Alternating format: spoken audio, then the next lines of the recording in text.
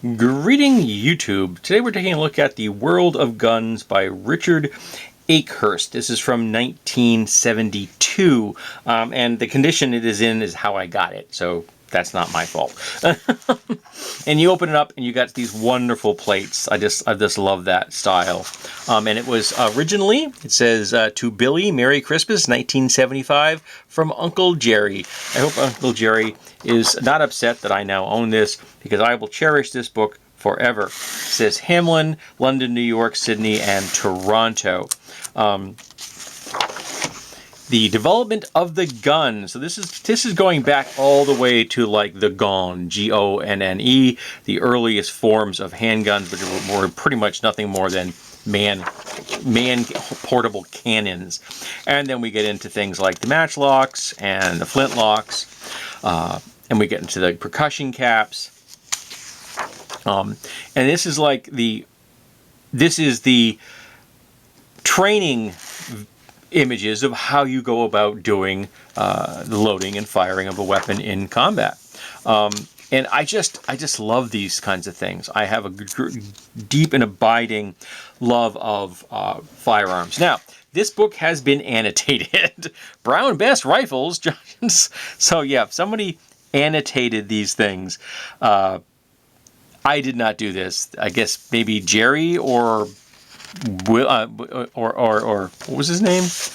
What was his name? Billy? Maybe Billy or Jerry did Uncle Jerry did this, but it wasn't me. Then we have images of how they were used in combat. Here we have something unusual of a breakdown weapon. You have a removable stock. That kind of unique, out of the ordinary kind of weapons were available on the market. Then we get into more of the later revolvers, where we started getting into things that were using paper cartridges, and then of course cased ammunition. Paper cartridges were around for a long time. Cap and ball was around for a long time. I actually had a friend that wanted to know if you could weatherize a cap and ball cylinder. So he loaded it and then he sealed it with clear nail polish, and then he put it in a container of water for like 72 hours. Then he took it out, shook it off, put it on a firearm, and it worked. So he was able to actually make the thing waterproof. Obviously not something you're going to be able to do it historically in that time period, but he made it work in our time, which I thought was kind of cool. Here we have the classic Mauser with the buttstock holster, which I always loved that design. I thought that was just very, very cool. Then we get into like more of the modern style firearms from the Second World War. We get sporting guns and rifles. Back in the days when every single weapon was going to be considered a work of art because they were so uncommon, because they were so expensive. And I have a great deal of respect for that era and the amount of love and attention that went into things. I don't have a lot of a love affair with modern firearms and the culture around them, but I have deep abiding love with the history of firearms and the weapons that were used in the classical eras where they were developed. We have just a great example of a break action, and here an illustration of showing you how the break action would look compared to loaded, and a nice illustration of what a shotgun round looks like in cross section. A lot of people don't know what that looks like. It's like sometimes you see like illustrations where people, and particularly in like comic books and stuff, you'll see it. They'll show a bullet, and it will be the complete round flying through the air, and people don't seem to understand that no, the casing either stays in the weapon or is now being flung onto the ground. It is just the tip that goes. I've seen that before because the people don't have an understanding of how firearms work. Skeet shooting, over and under shotguns. I've always wanted to own an over and under. I don't have one. That'd be kind of cool. And we have a wonderful example of a weapon with all of its kit, all of the things that you would want to use for maintenance and such. Here we have a somewhat problematic image of an African hunter with an indigenous person along for the ride. And again, we have a European hunter killing a rhino, which is an atrocity. I don't believe in trophy hunting. I really don't. Then we have the guns of the Old West. So I've always found the rifles that had revolver cylinders to be fascinating. I've always kind of liked those. Occasionally we'll see them in films, not often. They weren't super common, and a lot of people you're far more likely to see lever actions, which are also cool in and of themselves. Don't get me wrong. But I find the revolver style rifles to be cool. And we have like the classic Derringer. I always like the classic Derringer. Then we get into dueling pistols. Now, I've always found the dueling pistol thing a bit controversial. Are they actually dueling pistols, or is it just a brace of pistols used for target practice or fun?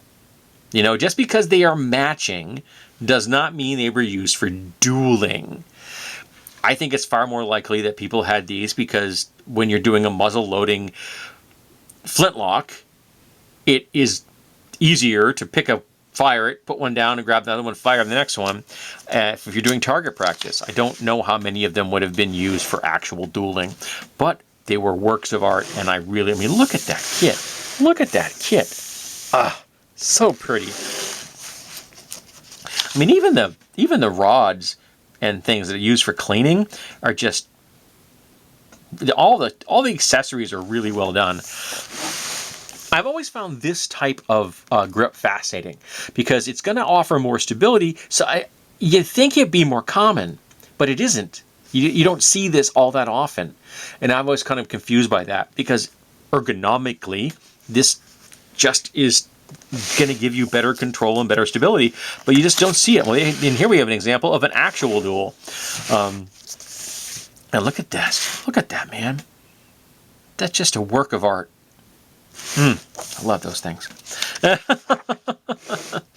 I will never be able to own a period set of bracers like that, braced pistols, but I still find them fascinating. Here we have the blunderbuss, and I believe both of them have the under barrel spring action bayonets, which are awesome. You just flick it and it just goes chink and it snaps into place. This is definitely designed for self-defense, and because it's a blunderbuss, you don't have to aim all that well. You point it in the general direction of your target, you pull the trigger, and you hope. Here we have an all-steel pistol, very, very compact for that reason, because steel affords you the ability to make something much smaller.